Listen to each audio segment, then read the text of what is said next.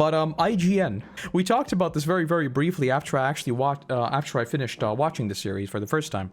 But they put out their review, and to say that it was kind of odd is an understatement. So let's read through it, and I want to talk about it. As you might see, I already have Cowboy Bebop open as well. Not because it will be particularly important for One Piece, but because of the bigger problem that I think is far more important about all of this. So let's just read through it real quick. One Piece review. An entertaining adaptation hindered by a desire to recreate every major event in its source material. First of all, that is false. It doesn't even recreate every major event. Second of all, that is what an adaptation does. But you know, let's ignore that. Let's just say, okay, maybe they wanted a One Piece series that isn't One Piece. Maybe. I don't know. Like, to me, the fact that it actually is every major event is kind of what an adaptation is. But, you know. One Piece will go down as one of the best shonen anime ever created, based on, let's skip through that. Thematically rich, full story of amazing action sequences, yeah, sure. Wholesome characters, this side of the Disney. Capturing all of that in an entirely different style of filmmaking would take tremendous effort, which it did. Something proven by the uneven handling of the Pirate Adventure's most cherished characters in a new live-action adaptation from Netflix. So, this is what I've been talking about for the longest time, and something that I am sorry you will hear again, because I am working on a One Piece live-action retrospective review type thingy. Again, I'll be talking plenty about the whole, why One Piece is particularly hard to get right, but that doesn't matter. First season of the Streaming Giants One Piece remake presents a condensed retelling of Oda's magnum opus. While the story still centers on a young upstart named Monkey D. Luffy and his crew, a mysterious... okay, sure... tries to incorporate a vast amount of Luffy's origin story, which, by the way, a vast amount of Luffy's origin story. I think this really depends on what you consider Luffy's origin story. Because if you're talking about how he got his abilities and how he became a pirate and why he became a pirate, that is one episode. Not even, you know? Which is like, okay, fine, we're nitpicking here. Doesn't matter. Let's just say his origin story is all of the Rookie saga, right? So, you know, sure, why not? One Piece fans will recognize these, the broad strokes, sure. A story told across 44 episodes and 95 chapters of the manga. They also recognize that it would be impossible for all that plot to be trimmed down to fit, well, I mean, it was. It was trimmed down and fit into a Netflix show. I think they trimmed the fat where it was needed to be trimmed. They cut out all of the fights that weren't necessary for the plot. Again, you'll hear a lot more about this when I actually talk about it, but I think it conveyed all the big story beats perfectly. I don't have a single complaint about the stuff they removed. I think in terms of the big story, it was perfect. Zero complaints. Unfortunately, the adaptation doesn't fully commit to its restructuring.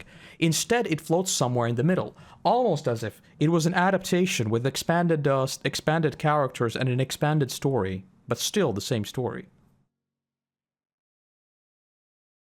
Trying to tell an abridged story while also including as much fan service as possible. I don't think it included as much fan service as possible. There was definitely some, and I think for people who know the material, it might have been a little bit distracting, like Jin, right? Again, this is something I've already seen. People say Jin appearing seems kind of odd, but the thing is, if you don't know who Jin is, he's just a random dude. So, if you replace Jin with just a random dude who appears to deliver exposition, it's like... it's not a big deal. Like, he was literally there as a wink at people because they know that people like Jin.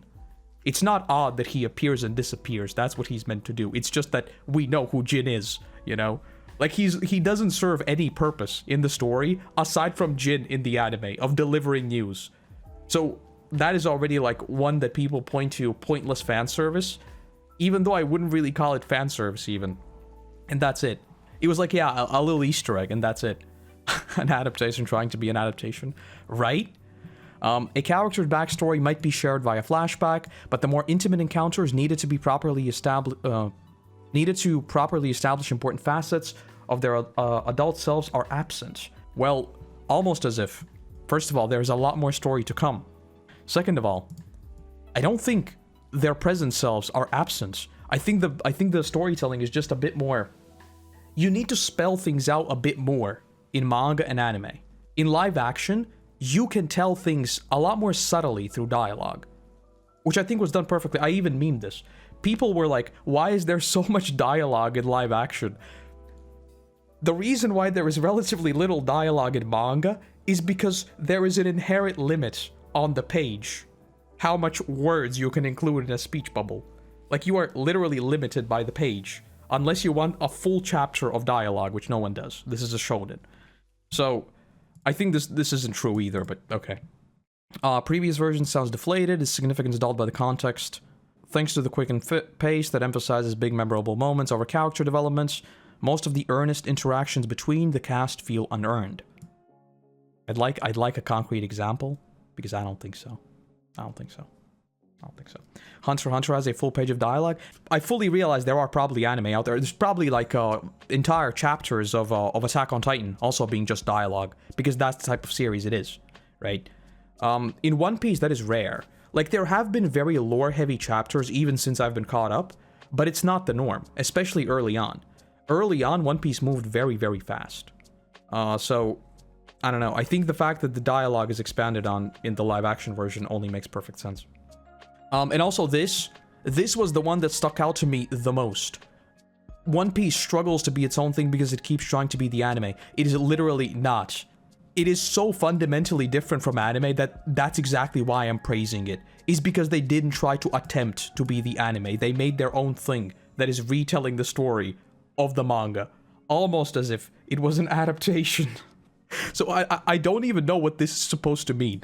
Like, keeps trying to be the anime. It is the same story, but if you compare the tone of the anime versus the live-action version, and I mean, even the big story, like Syrup Village, is just not the same thing. Like, in broad strokes, it is, because that's what an adaptation does. I literally do not... I kind of want to look at their Walking Dead review, to be honest. Because, I mean, that's what The Walking Dead did, and it was great. Everyone loved it. Anyway, we'll get to it. Because this is just a preamble, right? I think this whole review is a bit silly, but that's not even my point. That doesn't prevent the show from being entertaining. The first season does a solid job of establishing the unique characteristics of its world. Yeah, sure. Action sequences are delightfully over the top, like a violent version of Peter Pan in which characters are thrown through walls, bludgeoned to death, and cut in half. Visually pleasing, none of them compare.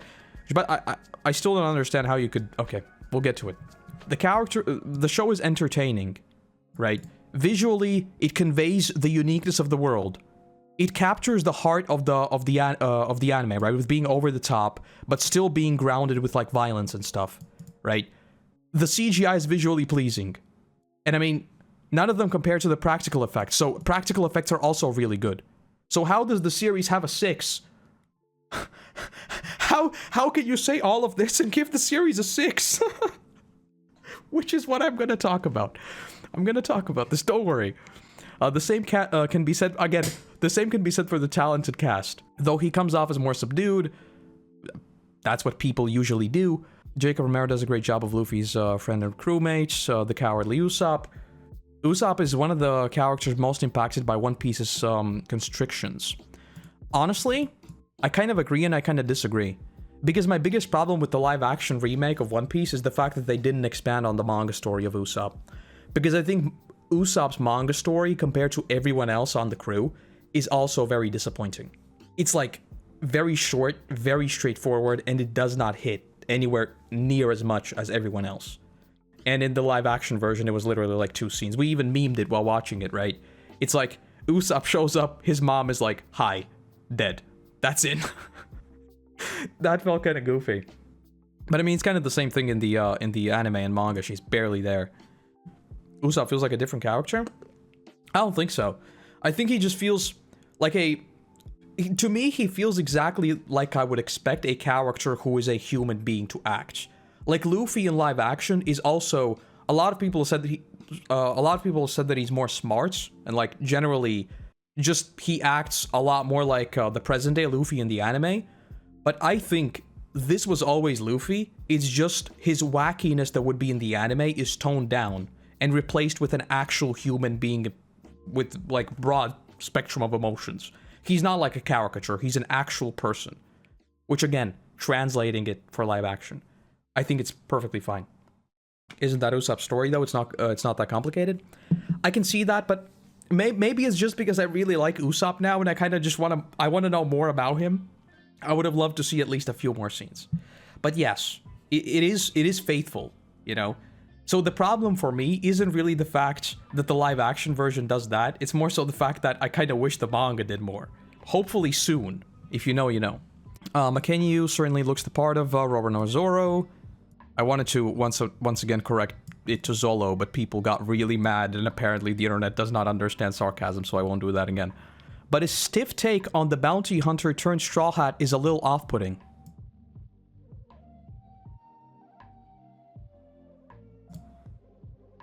It just feels mechanical at times, as if he were so determined to showcase Zoro's aloofness, he forgot to exhibit any other side of the character. That is literally what he does in the manga. He sleeps. He literally sleeps most of the time. He sleeps and he drinks. And when he says something, it's usually kind of goofy, yeah. Kind of like we saw in the show, you know? And he's a bounty hunter. This is a world of pirates. Of course he's going to be a bit, you know, cold. That is, again, translating something to live action. Let's keep going. Because, again, all of this is just a preamble, right? I just think the review is kind of goofy, so I want to go through it very quickly. The cast ground their characters while maintaining their campy and sometimes corny vibe. Almost as if this is exactly what you just said a few lines ago. So, you know.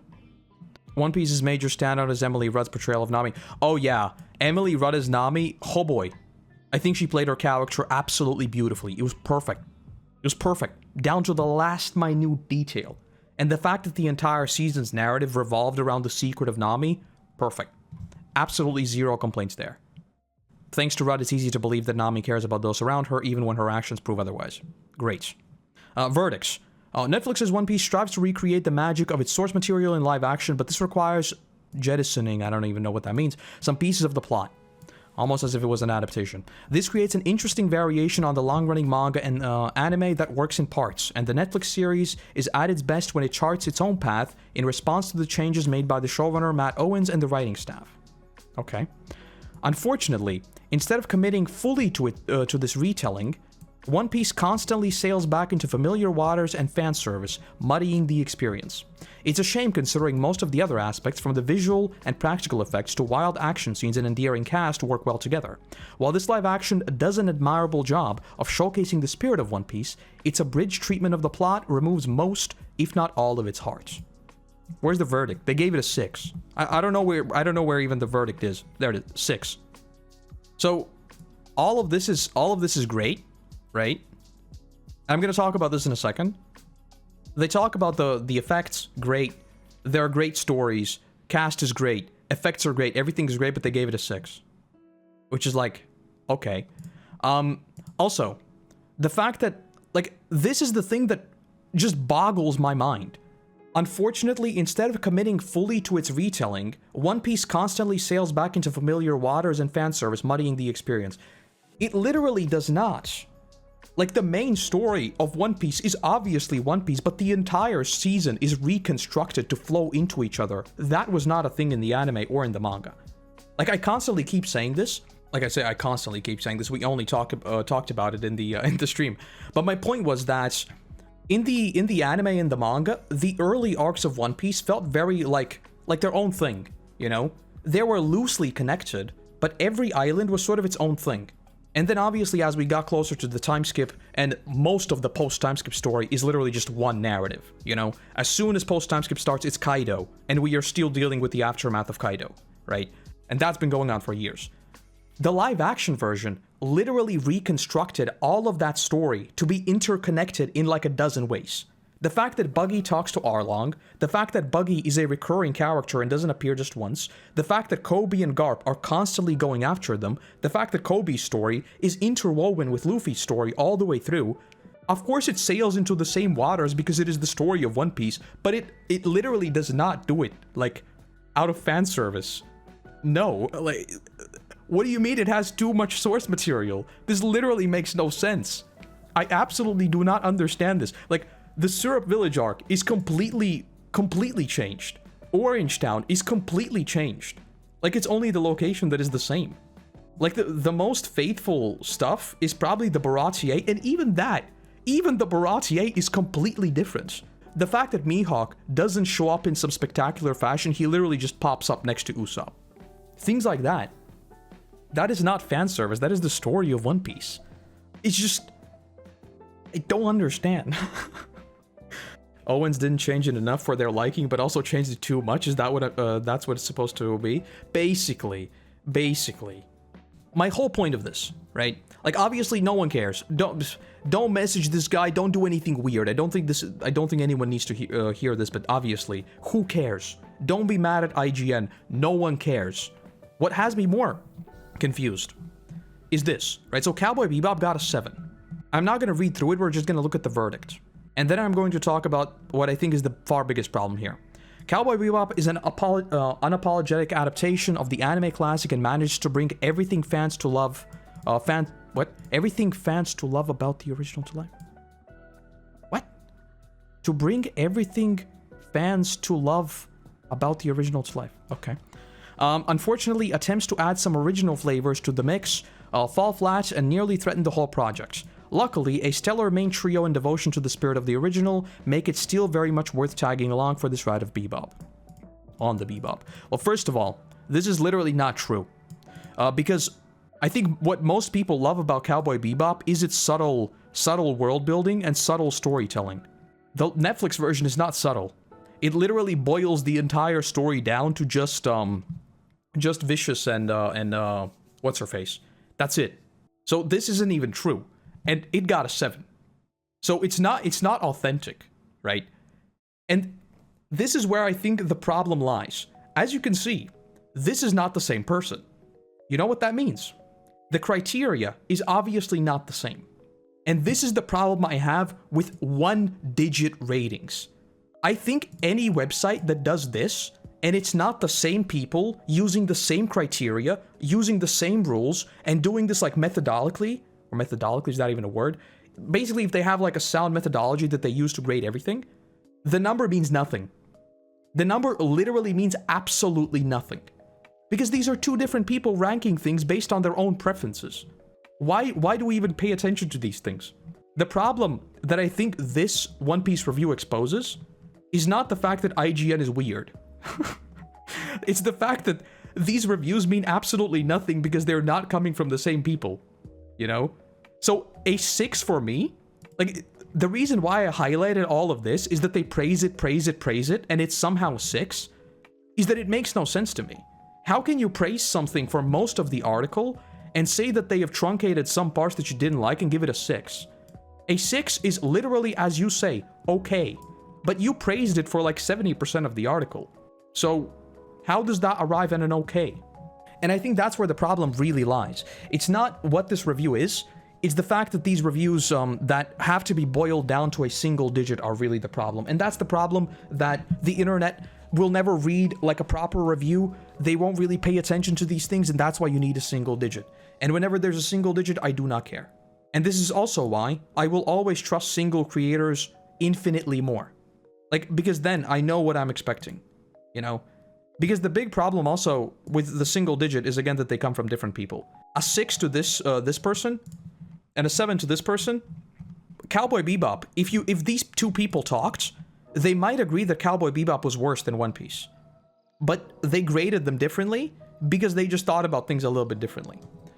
And this is where I have a concrete example. You've probably noticed that whenever I do ratings, I usually make them very, very wacky. You know, I never really put too much thought into them. Like when I rated the One Piece chapters when we did our weekly readings, I'm always doing something goofy. You know, like 9.9995. Something goofy, right? But there is one time on the second channel, when I did I tried doing a proper review with an actual number. I don't like doing them because numbers are meaningless. But when I did this. Look at this. Look at this world-renowned content creator by the name of Koroto's Mystery Shack. It's actually, no, it's Koroto TV. It's my smaller brother. Look at this. So what I did is I made a concrete criteria so that everyone knows what I am grading and what it means for me. This is the Koroto's scientific grading chart. And even this is faulty because it still just boils everything down to a single number. right? So when you look at this and you skip to the end, when there's not a close-up of my face, you see it says 6.05. And you're like, okay, so what is it? You look at the big bads, that is a 7. You're like, okay, I'm not that concerned with big bads. You look at sets, it's an 8. Okay, great. Novelty, it's new. Okay. So you look at all these things and you're like, okay, so it seems decent, you know? But Koroto really didn't like the tone. And for him, that seems to be very, very important. But what if I don't care about the tone? What if I just want to sit back and relax? Well, then for me, this show will be a lot better because I can look at the rest of these. If you want to, you can look at this one big grade.